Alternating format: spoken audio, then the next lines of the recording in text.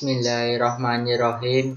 Assalamualaikum warahmatullahi wabarakatuh. Saya sebagai moderator akan memandu presentasi dari kelompok 1. Puji syukur kehadirat Allah Subhanahu wa Ta'ala yang telah melimpahkan rahmat dan hidayahnya sehingga kita bisa bertemu di online hari ini. Sholawat serta salam tercurahkan kepada junjungan Nabi Agung Muhammad SAW telah membuat umat Islam dari zaman jahiliyah menuju zaman Islamiyah. Saya akan memperkenalkan anggota kelompok 1. Ada Dinda Apriliani, ada Fauzan Lintang Agustina, ada Rizky Dwi Fadila, ada Alvina Dwi Rianti, dan ada Muhammad Nur Ismail, ada Muhammad Fikri Fadila, ada Lutfi Yandi Heryana. Jadi presentasi pertama dibacakan oleh Dinda, dipersilakan. Perkembangan fisik atau pertumbuhan biologi adalah aspek penting perkembangan fisik, meliputi pertumbuhan otak, saraf-saraf, organ-organ indrawi, dan lain-lain, dan perubahan dalam individu menggunakan tubuhnya, serta perubahan kemampuan fisik. Karakteristik perkembangan fisik anak. Masa pubertas. Terjadinya pematangan seksual, masa puber tidak mempunyai tempat jelas. Kedua, fisik. Perubahan fisik pada masa puber disebabkan matangnya kelenjar pituitari yang mengeluarkan hormon-hormon seperti pertumbuhan, gonadotropik, dan kortikotropik. Presentasi selanjutnya akan dibacakan oleh Rizky Dwi Fadila. Persilakan. Ya, selanjutnya saya akan menjelaskan tentang proporsi tubuh. Seperti yang tertera pada layar PPT bahwa proporsi tubuh itu terjadi selama masa pubertas. Seiring dengan bertambahnya usia, bertambahnya berat badan, bertambahnya tinggi badan, maka disitulah berubahnya proporsi tubuh. Contoh kasusnya itu pada masa anak-anak.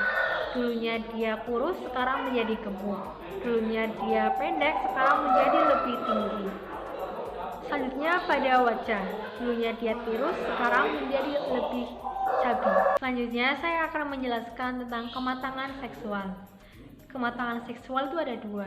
Yang pertama ada secara primer, yang kedua ada secara sekunder. Yang pertama primer. Ciri kematangan seksual pada laki-laki secara primer yaitu mimpi basah. Jika seorang laki-laki sudah mimpi basah, berarti itu tandanya sudah matang atau sudah seksual itu udah ada gitu. Selanjutnya organ reproduksi sudah mulai berfungsi, seperti testis sudah menghasilkan hormon testosteron. Sedangkan pada wanita secara primer itu sudah menstruasi. Selanjutnya organ reproduksi sudah mulai berfungsi, seperti ovarium sudah menghasilkan hormon testosteron dan progesteron. Yang kedua ada secara sekunder. Pada laki-laki secara sekunder itu yang pertama ada tumbuhnya jenggot, tumbuhnya kumis, tumbuhnya jakun, suara menjadi lebih berat, dada menjadi lebih bidang, tumbuhnya bulu di ketiak dan di kemaluan. Sedangkan pada wanita yaitu payudara sudah membesar, suara menjadi nyaring, tumbuhnya bulu di ketiak dan di kemaluan. Selanjutnya saya akan menjelaskan tentang perkembangan motorik pada anak usia sekolah dasar. Pada dasarnya, anak sekolah dasar itu sudah memiliki motorik yang sudah berkembang. Pada anak usia 6 tahun sudah bisa membidik, sudah bisa mengepak, sudah bisa menangkap dan melempar. Pada anak usia 7 tahun sudah bisa memegang pensil dan lebih menyukai pensil daripada krayon. Pada anak usia 8-10 tahun, anak sudah bisa menulis secara rapi dan teratur. Presentasi selanjutnya akan dibacakan oleh Mail. Ya, di sini saya akan melanjutkan materi yang selanjutnya. Kemudian ada masa pubertas. Ketika anak memasuki masa pubertas, sebenarnya ia telah memiliki kemampuan motorik kasar maupun motorik halus sebagai modal utama dalam mengikuti berbagai aktivitas di sekolah. Pada masa pubertas, kekuatan otot anak akan berlipat ganda seiring dengan semakin banyaknya jumlah sel otot baru yang terbentuk pada anak. Pada anak laki-laki, biasanya sel otot baru yang terbentuk jumlahnya akan lebih banyak dibandingkan dengan anak perempuan, sehingga tidak heran apabila biasanya anak laki-laki akan lebih kuat dibandingkan dengan anak perempuan. Kemudian berkat perkembangan motorik halus anak yang semakin baik, maka pada usia 10-12 tahun ia akan mulai dapat menulis deret kata-kata dengan rapi. Kemudian juga keterampilan menggambarnya akan semakin meningkat. Sementara itu, perkembangan motorik kasarnya pun akan terus berlanjut, seperti meningkatnya kemampuan berlari, melompat, dan melempar atau menangkap bola, dan sebagainya. Kemudian materi selanjutnya ada isu-isu dalam perkembangan fisik, nature dan nurture. Nature atau alam dapat diartikan sebagai sifat seseorang yang dibawa sejak kecil atau yang diwarisi sebagai sifat pembawaan. Sedangkan nurture atau pemeliharaan dapat diartikan sebagai faktor-faktor yang mempengaruhi sejak dari masa pembuahan sampai dengan masa selanjutnya. Menurut N. Anastasi, antara nature dan nurture akan saling mempengaruhi, yang meliputi dasar-dasar bahwa nature dan nurture keduanya akan menjadi sumber timbulnya setiap perkembangan tingkah laku. Nature dan nurture tidak bisa berfungsi secara terpisah satu sama lain, tetapi harus saling berinteraksi dalam memberikan kontribusinya. Presentasi selanjutnya dibacakan oleh saya sendiri, Muhammad Fikri Fadilah. Interaksi hereditas merupakan pewaris sifat-sifat atau ciri-ciri dari orang tua kepada anaknya. Pembawaan merupakan istilah lain dari hereditas yang mendapatkan diartikan sebagai pewaris sifat-sifat fisik maupun fisiologis melalui sarana generatif. Pembawaan merupakan seluruh kemungkinan atau potensi-potensi yang pada individu yang selama masa perkembangannya benar-benar dapat diwujudkan, misalnya melalui proses pembelajaran. Pertumbuhan dan perkembangan manusia dipengaruhi oleh hereditas dan lingkungan. Hereditas dan lingkungan mempunyai hubungan yang erat. Hereditas yang sangat ditentukan oleh faktor keturunan atau pewaris yang dalam gen mereka, sedangkan lingkungan hanya akan mempengaruhi pribadi mereka saja yang luar sana saja. Terima kasih. Presentasi selanjutnya akan dibacakan oleh Alvina Priyanti. Dipersilakan. Perkembangan otak.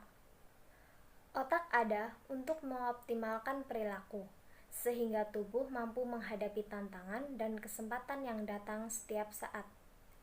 Jadi, otak lebih dari sekedar suatu gumpalan keriput dalam tengkorak manusia, tetapi sesungguhnya otak menjalar ke seluruh tubuh. Otak memanjang hingga ke ujung akhir sumsum tulang belakang. Dari sumsum tulang belakang ini keluarlah rangkaian serabut saraf yang menjangkau hingga bagian tubuh kita yang paling terpencil sekalipun. Berdetaknya jantung, gerakan meremas pada usus, produksi sel darah biru, hingga berdirinya rambut di kulit bila kita takut, semuanya diatur oleh sistem syaraf. Meskipun otak hanyalah suatu organ dengan berat sekitar 1,2 kg atau 2% dari berat seluruh tubuh, tetapi ia mempunyai peranan sangat penting dalam mengendalikan seluruh fungsi tubuh. Perkembangan otak mulai terjadi sejak masa prenatal, yakni kira-kira 25 hari setelah konsepsi. Pada masa awal perkembangan ini, otak terlihat baru seperti sebuah tabung yang tidak rata dan sangat halus. Tabung-tabung halus ini berisi sel-sel dan kemudian membentuk ruang-ruang yang terbagi menjadi 3 mang yang menjadi forebrain otak depan, midbrain otak tengah, dan hindbrain otak belakang. Sekitar usia 5 hingga 20 minggu dari perkembangan janin dalam kandungan, bagian dalam dari ruang-ruang otak ini mulai memproduksi sel-sel neuron. Sel-sel neuron ini bertanggung jawab mentransmisikan informasi dan membuat manusia mampu berpikir secara cerdas. Karena dibawa oleh beberapa zat kimia, neuron pindah ke mang khusus. Di mang khusus ini, neuron dipertahankan dan disokong oleh sel glial sehingga ia menjadi kukuh dan kuat. Segera setelah ia sampai di ruang khusus ini, neuron ini membentuk serabut syaraf yang dikenal dengan dendrit dan akson guna menjalin hubungan satu sama lain. Presentasi selanjutnya akan dibacakan oleh Fauzan Lintang Agustina. Dipersilakan. Baik, saya akan melanjutkan presentasi dari Ibu Alvina. Perkembangan otak dalam masa prenatal ini sangat menentukan perkembangan anak selanjutnya setelah ia lahir. Dengan kelengkapan sel-sel saraf ini, maka bayi yang baru lahir sudah siap menjalankan tugas-tugas untuk kelangsungan hidupnya. Menurut sejumlah ahli saraf, sel otak tidak akan diproduksi lagi setelah anak dilahirkan. Dalam artian, otak tidak bertambah besar dalam penambahan lebih banyak neuron, tetapi perkembangan otak setelah dilahirkan lebih terarah pada penambahan jumlah jaringan antar neuron. Ketika dilahirkan, otak bayi memiliki 10 miliar neuron. Neuron-neuron ini kemudian membentuk ribuan sambungan antar neuron yang disebut dendrit, yang mirip seperti sarang laba-laba, dan akson yang berbentuk memanjang. Penambahan myenation menjadi salah satu penyebab pertambahan ukuran otak anak. Meskipun otak terus berkembang pada masa anak-anak, perkembangannya tidak sepesat pada masa bayi. Ketika anak-anak mencapai usia 3 tahun, ukuran otaknya adalah 3/4 otak orang dewasa. Pada usia 5 atau 6 hingga 7 tahun, ukuran otak anak telah mencapai 2/3 otak orang dewasa, tetapi memiliki 5 hingga 7 kali lebih banyak sambungan antar neuron dari otak anak usia 8 bulan atau orang dewasa. Sampai usia 8 tahun, ukuran otak anak sudah dapat dikatakan sempurna, tetapi cara kerjanya secara terperinci di dalam otak masih memerlukan waktu untuk perkembangan penuh. Terus berlanjut pada masa anak-anak, remaja, dan dewasa awal. Pada usia sekolah dan remaja, perkembangan otak hanya terjadi pada wilayah kortak, suatu wilayah otak di mana anak dapat mengontrol tingkah lakunya sendiri. Presentasi selanjutnya akan dibacakan oleh Lutfi. Baik, selanjutnya saya akan menjelaskan sedikit tentang implikasi perkembangan otak terhadap pendidikan. Pada usia sekolah dan remaja, perkembangan otak banyak terjadi pada wilayah korteks, suatu wilayah otak di mana anak dapat mengontrol tingkah lakunya sendiri. Selama masa usia sekolah, korteks mengalami perkembangan puncak dan terus diperbaiki dalam masa remaja.